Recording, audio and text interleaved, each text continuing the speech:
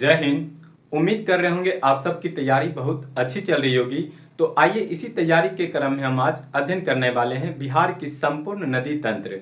हम यह देखेंगे कि बिहार की ऐसी कौन नदी है, जैसे कि उत्तर बिहार की नदी अपने बाढ़ के कारण जानी जाती है, जबकि दक्षिण बिहार की नदी जो है वो वर्षा के ऊपर डिपेंड करती है। इसलिए दक्षिण बिहार के अधिकांश नदियों में पानी कम होती है और उत्तर बिहार की नदियों में पानी हमेशा बरकरार रहता है।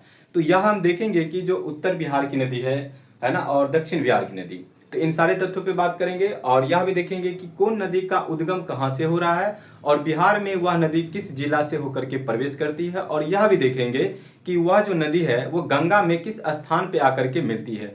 आगामी बीपीएससी की अगर हम बात करें या फिर जो भी बिहार से रिलेटेड जो भी एग्जाम आने वाला है, उन सारे एग्जामों में गंगा नदी या फिर कहे तो बिहार की नदियों से सवाल पूछे जाते हैं।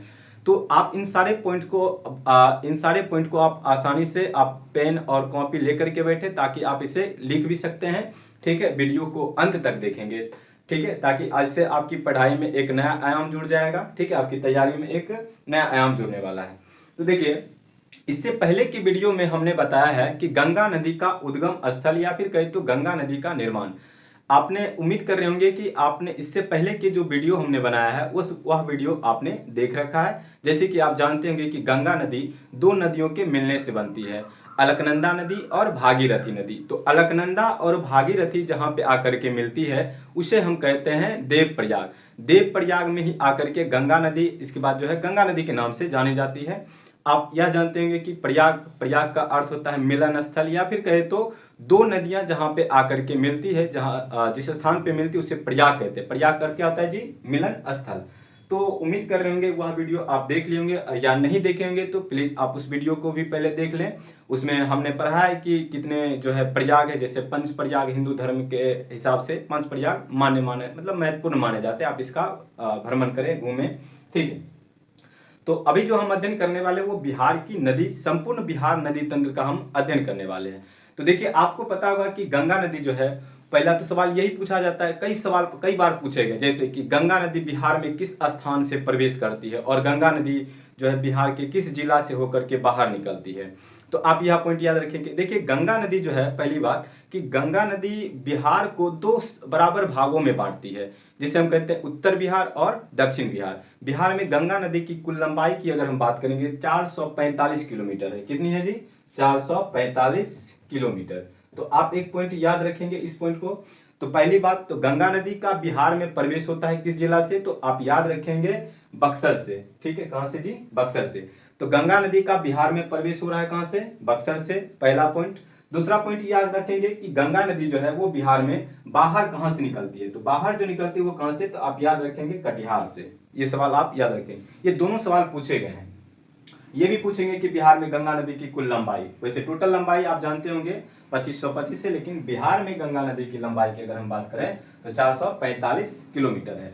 या देखेंगे कि बाईं ओर से गंगा नदी में मिलने वाली नदी और दाईं ओर से मिलने वाली नदी। जैसे उत्तर बिहार की अगर हम नदी की बात करेंगे तो यह एक तो बरसात के ऊपर डिपेंड तो करती है, साथ ही साथ यह हिमालय से निकलती है, इसलिए इसमें हमेशा पानी भरा हुआ रहता है। जबकि दक्षिण बिहार की जो नदियां हैं वो बरसात के ऊपर निर्भर करती है, इसलिए ये इसे बरसाती नदी कहा जाता है। जबकि दक्षिण बिहार की नदियां कैसी है? बरसाती नदी। जबकि उत्तर बिहार की जो नदी ये 12मासी नदी होती है, इसमें हमेशा पानी भरा हुआ रहता है। तो आइए समझते हैं।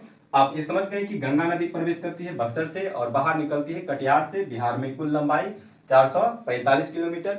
गंगा नदी 5 राज्यों से होकर के बहती है, उत्तराखंड, यूपी, बिहार, झारखंड, वेस्ट बंगाल। एक आप याद रखेंगे। ठीक है, झारखंड हो ही गया, 5 राज्य। ठीक है, और उसके बाद देश की बात करेंगे तो 2 देश। कौन से देश हो जाएंगे? 2। एक तो आपका प्यारा सा हमारा भारत यानी, और उसके बाद बांग्लादेश। ठीक है, तो 5 राज्य हो गए, उत्तराखंड, यूपी, बिहार, झारखंड, वेस्ट बंगाल। ये 5 राज्य हो गए और 2 देश। अब आइए समझते हैं। देखिए, इसी क्रम में जब आगे बढ़े थे एक सवाल पूछा गया था, जानते हैं क्या? कि बिहार में जो है सरयू नदी को किस नाम से जाना जाता है, या फिर घाघरा जो है बिहार में किस स्थान पे आकर के गंगा नदी में मिलती है? आप लोग कमेंट्स करके प्लीज जवाब देंगे। ठीक है, कि घाघरा नदी जो है वो बिहार में किस स्थान पे आकर के गंगा में मिलती है। देखिए, एक सवाल यहां से ये बनेगा, एक तो नदी यह है काली और एक नदी है कर्नाली। तो ये दोनों नदियां हैं काली और करनाली। पहली बात तो काली नदी की उद्गम की अगर हम बात करेंगे तो उत्तराखंड के बृहद हिमालय से निकलती है, और काली नदी को ही हम कहते हैं शारदा। ठीक है, नेपाल के लोग इसे काली कहते हैं और भारत में इसे शारदा के नाम से जाना जाता है। उसी प्रकार से करनाली नदी है जो कि तिब्बत के पठार से कहां से निकलती है जी, तिब्बत के पठार या मानसरोवर झील के निकट से निकलती है। ये कौन सी नदी, करनाली।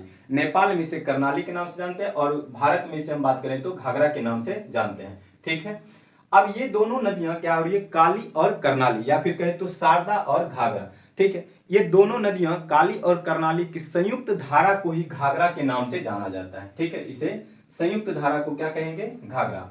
अब इसी घाघरा को सरयू भी कहा जाता है। आप जानते होंगे अयोध्या जो है वो सरयू नदी के किनारे बसा है। अयोध्या तक जब ये नदी बहती है तो इसे सरयू कहा जाता है। कौन सी नदी, सरयू।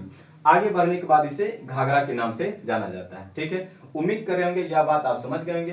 देखिए, घाघरा नदी, अब से सवाल पूछा जाता है कि पहली बात कि घाघरा नदी बिहार में किस जिला से प्रवेश करती है और घाघरा नदी कहां पे आकर के गंगा में मिलती है। आप जानते होंगे ये जो जिला है ये है पश्चिमी चंपारण। ठीक है, यहाँ की बात करेंगे पूर्वी चंपारण, देखिए पश्चिमी चंपारण, गोपालगंज, सिवान, ठीक है, और सारण। सारण जिसे आप छपरा कहते हैं। तो यहाँ पे एक जिला है गोपालगंज, सिवान और सारण। तो ये देखेंगे सिवान से जो है कौन सी नदी अगर हम बात करेंगे तो ये जो है आपका सिवान से, कहां से बात करेंगे तो सिवान से यह प्रवेश करती है। कहां से प्रवेश कर रहा है जी, सिवान से प्रवेश कर रही है और छपरा में आकर के गंगा नदी में मिल जाती है। तो ये सवाल आप बना लेंगे कि घाघरा नदी बिहार में प्रवेश करती है कौन से स्थान से, तो ये करती है सिवान से, और बिहार में प्रवेश करती है कौन सी जगह पे, छपरा के पास। उम्मीद करेंगे यह बात आप समझ गए होंगे। अब आगे देखिए, अब एक सवाल यह है, अब इसकी एक सहायक नदी है जिसे कहते हैं राप्ती नदी। कौन सी नदी है, राप्ती। राप्ती नदी की अगर हम बात करेंगे तो यह जो निकलती है महाभारत श्रेणी के, जो महाभारत श्रेणी और धौलाधर श्रेणी के बीच से निकलती है। ठीक है, महाभारत श्रेणी और धौलाधर श्रेणी के बीच से निकलती है कौन सी नदी, राप्ती नदी, और ये देवरिया के पास आकर के घाघरा नदी में मिल जाती है। यहाँ पे इस नदी के ही किनारे देखें तो एक महत्वपूर्ण बौद्ध स्थल है जिसे कहते हैं श्रावस्ती। तो श्रावस्ती आपसे पूछ लेगा किस नदी के किनारे है, राप्ती नदी। तो उम्मीद करेंगे यह पॉइंट आप समझ गए होंगे। अब आगे देखें, गंडक नदी। कौन सी नदी है, गंडक नदी। गंडक नदी से सवाल पूछा जाता है कि गंडक नदी का उद्गम स्थल। तो गंडक नदी जिसे हम गंडक नदी या फिर इसे बड़ी गंडक भी कहा जाता है, इसे सालग्रामी नदी या फिर कहे तो नारायणी या फिर कह सकते इसे गंडकी भी कहा जाता है, सप्त गंडकी भी कहा जाता है, सदानीरा भी कहा जाता है। ये सब नदियां जो है गंडक की अन्य नाम आप देख लेंगे। गंडक की जिसे गंडक या बड़ी गंडक कहेंगे, या फिर इसे नारायणी, सदानीरा और सालिग्रामी और सप्त गंडकी के नाम से जाना जाता है। उद्गम की बात करेंगे तो ये नेपाल में जो है अन्नपूर्णा श्रेणी और धौलाधर श्रेणी के मध्य से होकर के गुजरती है। ठीक है, यहां से निकलती है, और यह नेपाल और बिहार की बात करेंगे तो नेपाल और बिहार के होते हुए ये बिहार में प्रवेश करती है। बिहार में ये जो जिला है पश्चिमी चंपारण। कौन सा जिला है जी आपका, पश्चिमी चंपारण। यहीं पे देखेंगे तो एक यहाँ पे डैम बना हुआ है। ठीक है, जिसे हम कहते हैं वाल्मीकि नगर अभ्यारण्य भी है। ठीक है, कौन सा अभ्यारण्य है, वाल्मीकि नगर अभ्यारण्य।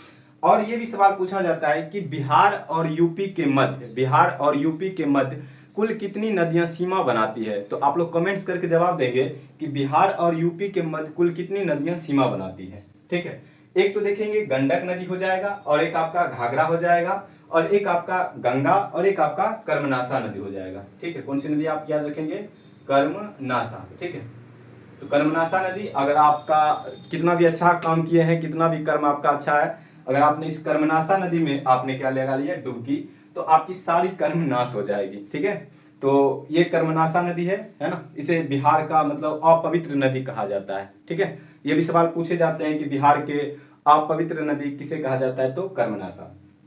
उम्मीद कर रहे होंगे आप यहाँ पॉइंट समझ गए होंगे। ये जो नदी है आपकी गंडक नदी है, इसी गंडक को हमने यहाँ पे लिख दिया। अब यहाँ देखेंगे एक नदी है, यहाँ पे एक सोमेश्वर श्रेणी है। कौन सी श्रेणी है जी, सोमेश्वर श्रेणी। तो सोमेश्वर श्रेणी से जो कि पश्चिमी चंपारण है, कैसे आपका वेस्ट चंपारण। ठीक है, तो वेस्ट चंपारण, पश्चिमी चंपारण से एक नदी निकले जिसे कहा जाता है बूढ़ी गंडक। कौन सी गंडक है आपकी, बूढ़ी गंडक। तो ये बूढ़ी गंडक जो है, ये बूढ़ी गंडक, इसका उद्गम कहां से हो रहा है, पश्चिमी चंपारण में सोमेश्वर श्रेणी से, और ये आकर के खगड़िया में आकर के गंगा में मिल जाती है। तो उम्मीद करेंगे ये आप पॉइंट समझ गए होंगे। इसी के क्रम में आगे देखेंगे तो एक नदी आती है जिसे कहते हैं बागमती नदी। कौन सी नदी है आपकी, बागमती। तो बागमती नदी देखेंगे तो ये भी नेपाल से निकलती है, नेपाल के महाभारत श्रेणी से, और ये बिहार में प्रवेश करती है कौन से स्थान से, तो सीतामढ़ी से। तो ये भी याद रखेंगे। बागमती आगे बढ़ के कि ये पहले जो थी बूढ़ी गंडक की सहायक नदी थी। बागमती पहले किसकी सहायक नदी थी, बूढ़ी गंडक। आगे इसकी धाराएं में परिवर्तन हुआ और यह जो है देखेंगे तो ये जो नदी है आगे चल करके ये जो कमला के साथ मिल जाती है। ये जो नदी है आप देखेंगे कमला, ठीक है, एक नदी है यहाँ पे कमला नदी है। कौन सी नदी है, कमला। तो याद रखेंगे कमला नदी, ठीक है। कौन सी नदी है आपका, कमला। उम्मीद करेंगे आप ये पॉइंट समझ जाएं। देखिए बागमती आगे बढ़ी, उसके बाद कमला आई। कमला की अगर हम बात करेंगे तो ये भी नेपाल से ही निकल रही है, ठीक है, नेपाल की महाभारत श्रेणी। और बिहार में बात करेंगे कहां से प्रवेश करती है, तो मधुबनी जिला से प्रवेश करती है। और उसके बाद इसके साथ ही एक नदी आती है जिसे हम कहते हैं बागमती। ये दोनों नदियां एक साथ होकर के किस में मिल जाती है, तो हम बात करेंगे कोसी में। किस नदी में मिल जाती है, कोसी। ये जो नदी है आपकी कौन सी नदी है, कोसी नदी, जिसे आप जानते होंगे कोसी को बिहार का शोक, बिहार का विश्वासघाती, अपने बाढ़ के कारणों के लिए जानी जाती है, विभीषिका मचाने के लिए जानी जाती है। बिहार में जो सबसे ज्यादा तबाही कहें या कहर ढाती है तो वो कौन सी नदी है, कोसी है। कोसी मतलब बड़ी अजीब मिजाज की है ना। इसका कभी मन हुआ तो कभी इधर चली जाएगी, कभी मन हुआ तो इधर चली जाएगी। ये घूमते रहते हैं ना। अगर इस इधर मुड़ी तो इस वाले क्षेत्र को तबाही मचा देगी, कभी इधर मुड़ गई तो कभी इस वाले क्षेत्र को तबाही मचाएंगी। इसलिए इसे कहा जाता है विश्वासघाती। विश्वास नहीं कर सकते ना, कोसी नदी है ना। कुछ ऐसे भी लोग होते हैं आपके जीवन में जिसपे आप विश्वास नहीं कर पाएंगे, कब उसका नेचर कब क्या हो जाएगा पता नहीं कर पाएंगे, ठीक है। कोसी की तरह कुछ लोग होते हैं, ठीक है। आगे देखें, अब इसी क्रम में देखेंगे लेकिन कोसी नदी के बारे में सवाल पूछा जाता है कि कोसी का अन्य नाम या फिर कहे तो कोसी का उद्गम स्थल। तो देखिए कोसी जो है ये गोसाई धाम नेपाल से निकलती है। इसे सप्त कोसी भी कहा जाता है, जैसे अमूर कोसी, तमूर कोसी, ठीक है, अरुण और इंद्रावती, ये सब अन्य नाम से जाना जाता है। मूलतः इसमें 7 धाराएं होती है। कितनी धाराएं होती है जी, 7 धाराएं। 7 धाराओं के मिलने से इसे कहते हैं सप्त कोसी, और आगे चल करके यह कोसी नदी के नाम से जानी जाती है।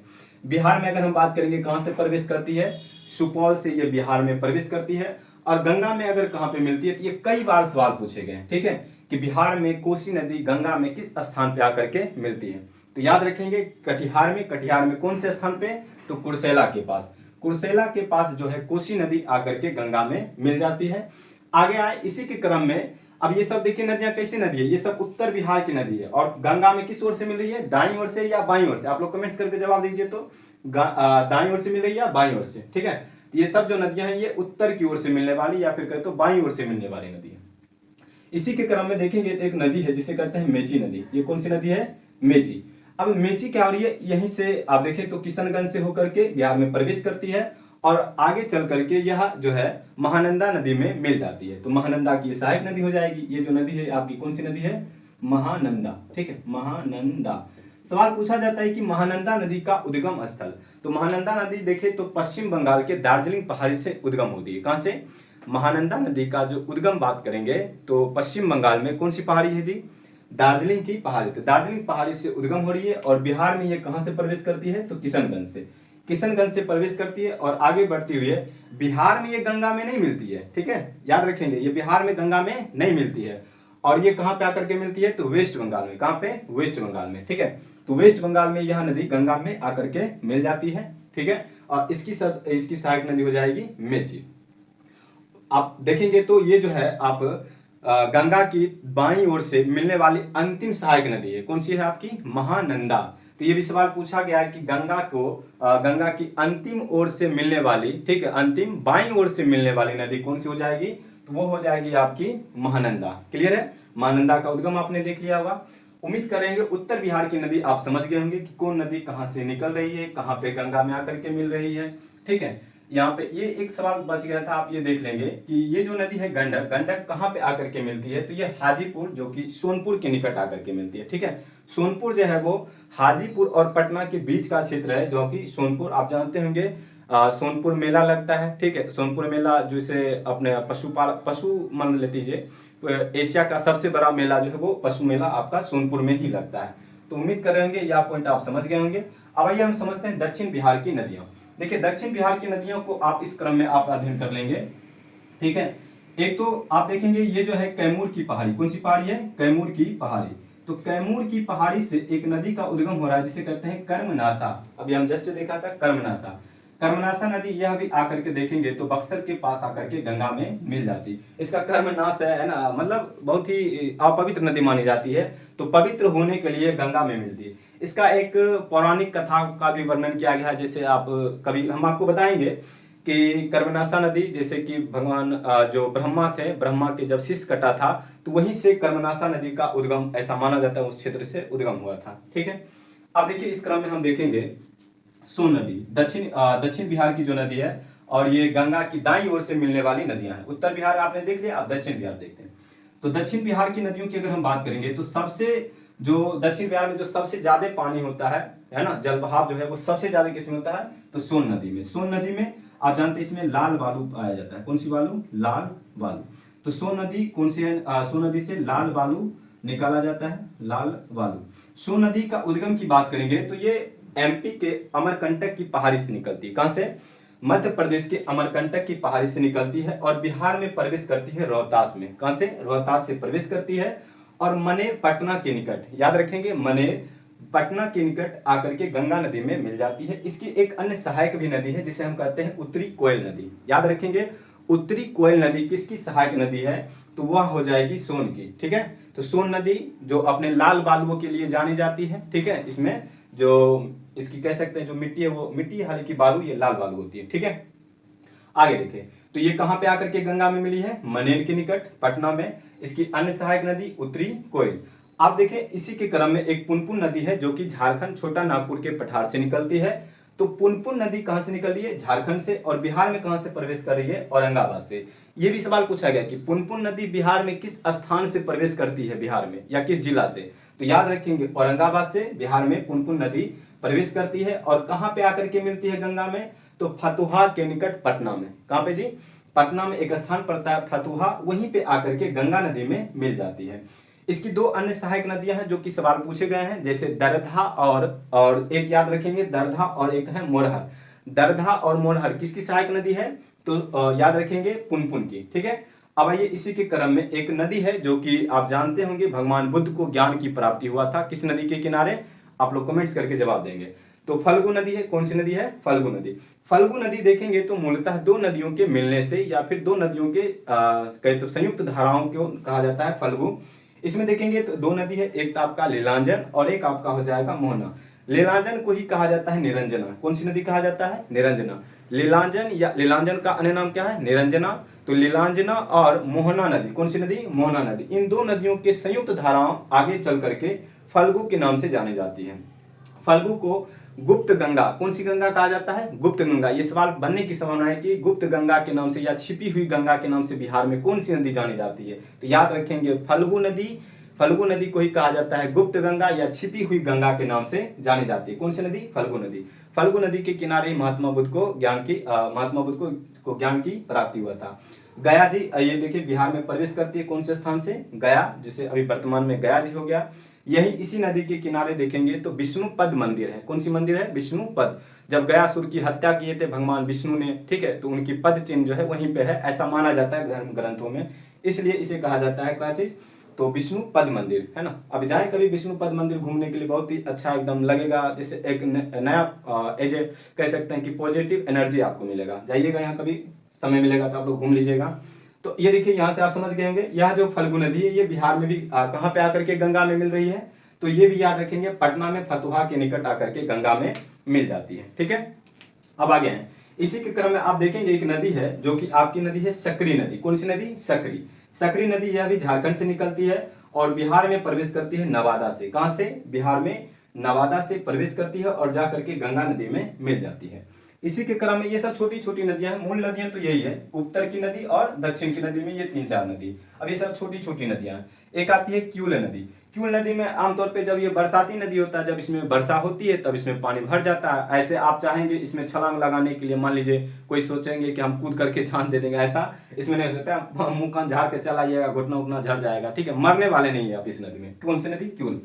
अब देखिए ये जो नदी है ये जमुई जिला से प्रवेश करती है, गिरिडीह जिला जो कि झारखंड देवघर के निकट, यहाँ से यह बिहार में कहे तो उद्गम हो रही है और बिहार में कहां से प्रवेश कर रही है, जमुई से। आगे चल करके यह गंगा में मिल जाती है। एक नदी है अजय नदी। कौन सी नदी, अजय। अजय नदी जो कि आप जानते होंगे जमुई जिला या फिर कहें तो जमुई पहाड़ी से उद्गम हो रही है और आगे बढ़ करके यह देखें तो बिहार, झारखंड और पश्चिम बंगाल में बहती है, ठीक है। और आगे चल करके यह हुगली नदी में मिल जाती है। तो यह हुगली की सहायक नदी, आप जानते होंगे हुगली किसे कहते हैं, गंगा ही है ना, जो कि पश्चिम बंगाल में इसे हुगली कहते हैं। आप जानेंगे कि आगे पश्चिम बंगाल में जब ये नदी आगे बढ़ती है तो गंगा नदी दो धाराओं में बढ़ जाती है। एक को कहते हैं जो पश्चिम बंगाल में बहती है उसे हुगली कहते हैं, जिसे भागीरथी के भी नाम से जाना जाता है। और दक्षिण आगे बढ़ने के बाद यह नदी बांग्लादेश में प्रवेश कर जाती है। कहाँ पे? बांग्लादेश। बांग्लादेश में इसे कहते हैं पद्मा। और यहीं पे हुगली और पद्मा, यहीं पे आती है एक नदी जिसे हम कहते हैं ब्रह्मपुत्रा, ठीक है। यहीं पे विश्व की सबसे बड़ी डेल्टा बनाती है जिसे कहते हैं सुंदरबन की डेल्टा। तो याद रखेंगे यहीं पे है, ठीक है। एक और नदी है आपका चंदना। कौन सी नदी है? चंदना, जो कि ये बांका से देखें तो झारखंड से निकलती है और बांका से प्रवेश करते हुए बिहार में आगे बढ़कर के भागलपुर के निकट गंगा में मिल जाती है, ठीक है। तो उम्मीद कर रहे होंगे यह पॉइंट आप समझ गए होंगे, ठीक है। वीडियो अच्छा लगेगा तो प्लीज इसे लाइक करेंगे, अपने साथियों के साथ साझा करेंगे, ठीक है। और मिलते हैं इसी प्रकार के नए वीडियो के साथ। सभी को बहुत बहुत धन्यवाद। जय हिंद।